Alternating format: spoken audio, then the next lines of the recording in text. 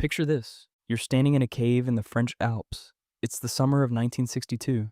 The entrance is sealed behind you. No phone, no watch, no sunlight. Just ice, silence, and the steady drip of meltwater somewhere in the dark.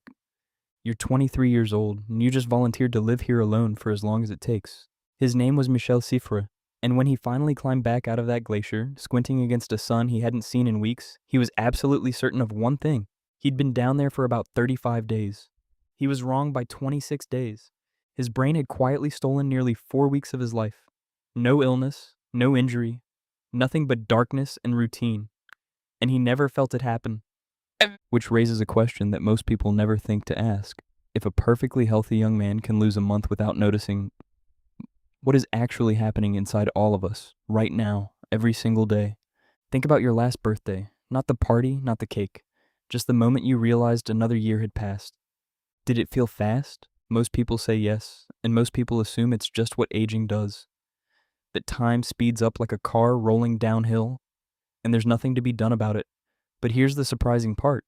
That's not what's actually happening. The speed isn't changing. Something else is.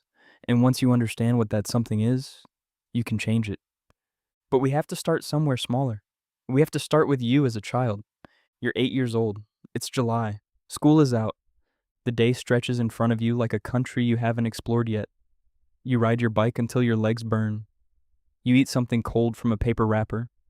The afternoon lasts so long you forget what morning felt like, and somehow, by the time the fireflies come out, you've had what feels like 3 separate days inside one. Now you're 34. You wake up Monday. You blink. It's Thursday. Same planet, same species. Completely different experience of time. Here's why. Deep inside your brain, buried in the temporal lobes, sits a structure called the hippocampus.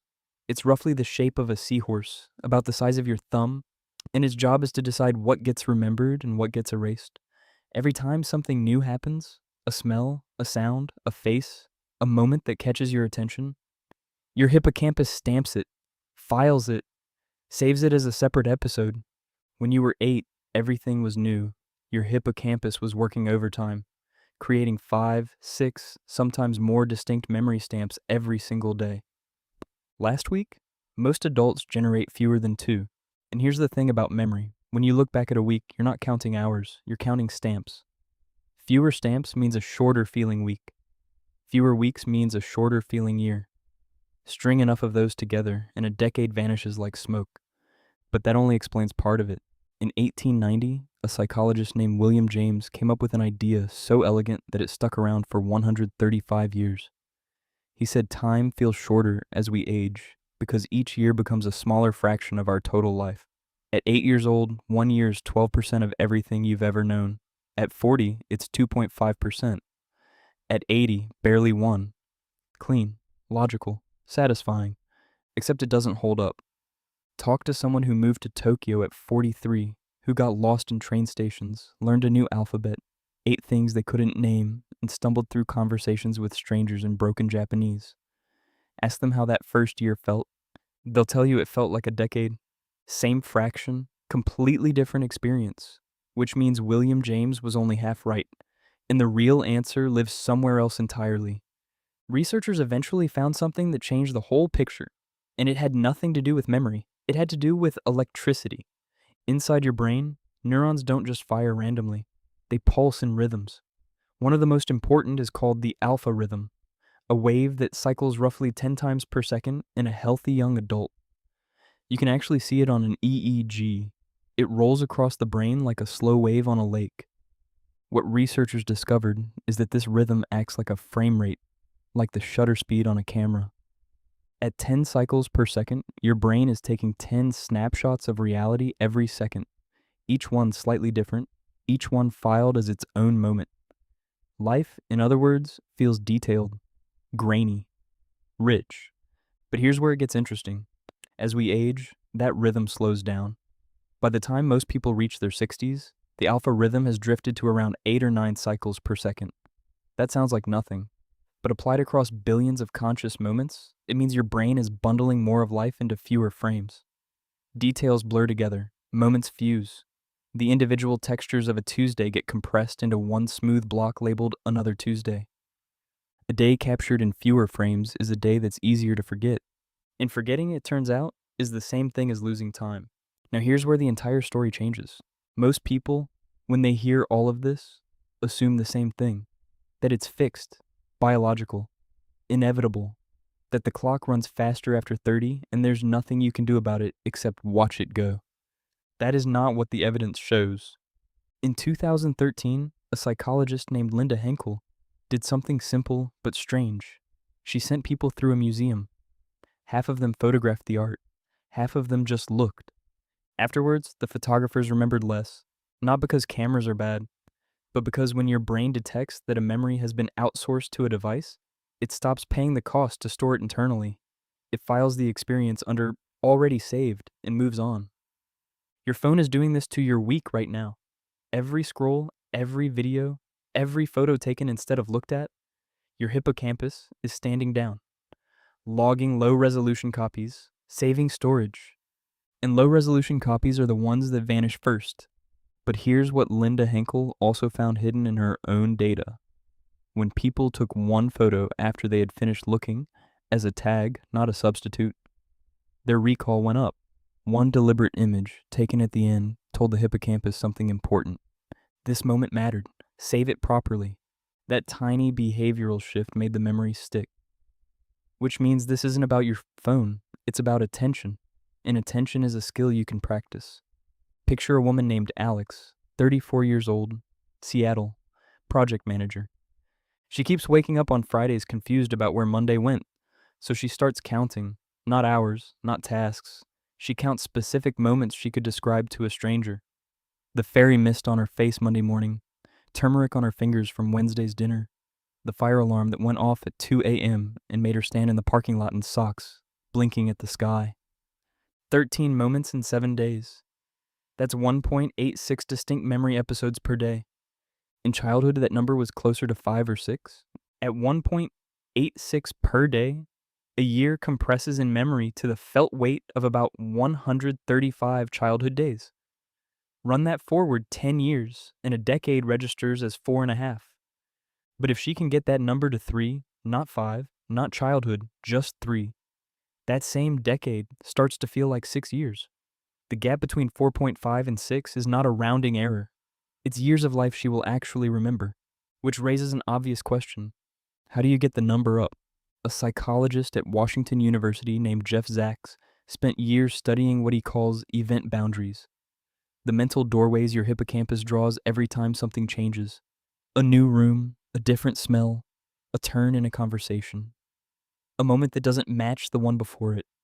Every doorway is a new file, and you can build doorways on purpose. Here's the simplest version. Pick 19 minutes, any 19 minutes you can protect, and spend them doing one thing you have never done in exactly this way. Not learning a skill, not improving yourself, just generating something your brain has no template for. 10 words in a language you don't speak, a sketch of your own hand with the wrong hand, a spice you've never tasted by itself, a knot you've never tied, something small and weird and specific. Add a sensory anchor, a scent, a sound you only use in that window. Because smell and sound enter the hippocampus through a faster, less filtered pathway than vision. They stamp harder, they last longer. Then write 3 sentences about what surprised you. That's it. That's the habit. 19 minutes of deliberately unfamiliar experience, tagged with a sensory signal and ended with a reflection. What you're really doing is drawing doorways, and every doorway is a memory your brain has to file separately. Every separately filed memory is a day that won't dissolve. But the biggest lever isn't novelty. It isn't rhythm training or museum experiments or 19-minute rituals. The biggest lever is something far older and far stranger.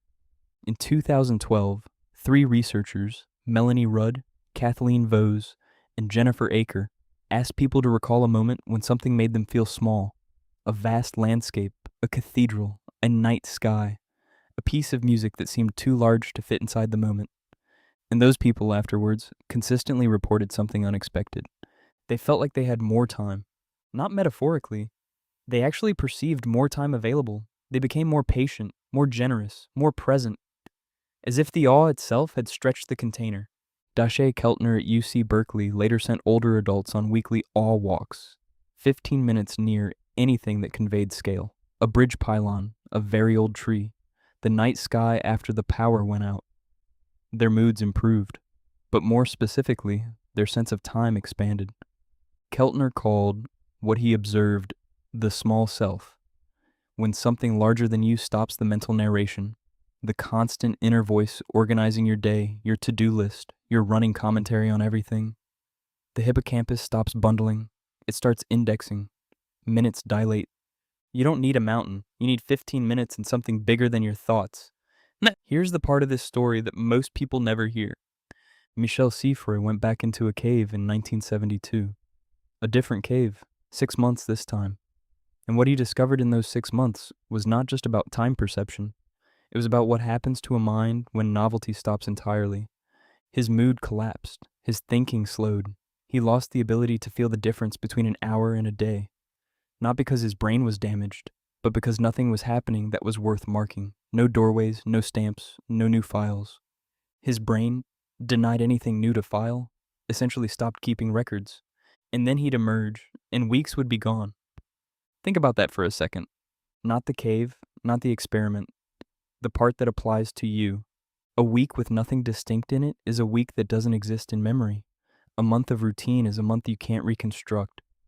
String 12 of those months together, and you have a year that slid by without leaving a mark. The clock didn't speed up, you just gave it nothing to catch on. So here's where we land. Not with a summary, not with a list, with a different question entirely. The real mystery isn't why time seems to accelerate. Every brain does that when you stop feeding it novelty. The real mystery is this. Why knowing that, why do we keep choosing the predictable path? The same commute, the same scroll, the same evening in the same chair watching something that won't matter to us in a week. Maybe it's comfort, maybe it's exhaustion, maybe it's just easier, or maybe it's something deeper, something about how the search for safety, which kept our ancestors alive for 1,000,000 years, slowly became the thing that makes us feel like we're disappearing. Somewhere in a French glacier, a 23-year-old lost 26 days without noticing. Most of us are losing them too. We just don't go into caves to find out.